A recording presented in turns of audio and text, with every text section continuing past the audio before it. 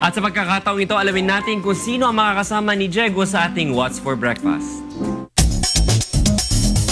Isang internationally recognized folk artist ang ating makakasama ngayong umaga. Bukod sa kanyang natatanging galing sa pagpinta, kilala rin siya sa pagiging kauna-unahang hair and blood painter ng kanyang henerasyon. Sa kabila ng kawalan ng formal na edukasyon sa pagpipinta at sining, hindi ito naging hadlang upang makamit niya ang sari-saring parangal dahil sa kanyang mga likha. Siya si Elito Circa o mas kilala bilang Amang Pintor. Makakasama natin siya ngayong umaga upang ibida ang kanyang paboritong almusal. Dito lang sa What's for Breakfast.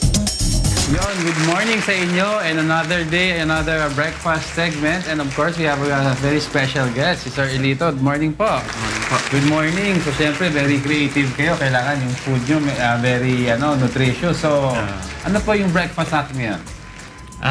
Ngayon po, ang kinakain ko po ngayon sa ngayon ay yung bread, tapos yung banana, tapos may egg at saka yung gatas. So yung protein mo nanggagaling sa milk saka sa egg. Okay. Okay, tapos usually po anong mga favorite na fruits niyo? Kalimitan yung yung manga. Mango, so yung banana ganon. Mga may fiber, no? Yung kasi yung niresita ng doktor ko minsan pag medyo mahina yung pang-digest ko. So yung dapat mga fiber. So basically po bawal sa inyo yung mga heavy types ng protein, ganon, mga meat or chicken, poultry. So kaya safer fruits saka bread, no? Yes. So kawawa naman yun ang sa studio na gusto ng kanin saka karne.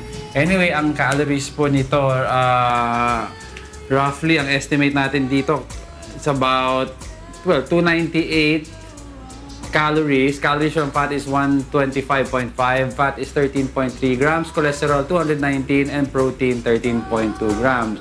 But it depends po, pero ang computation para sa platter na ito po is around roughly about 550 calories with the milk already. So nag-vary po yan kung depende kung anong lalagay nyo. Ayun. So, yan ang breakfast natin ngayon kay Sir Elito. Thank you very much po for joining us. It's an honor po. Balik sa inyo dyan sa studio.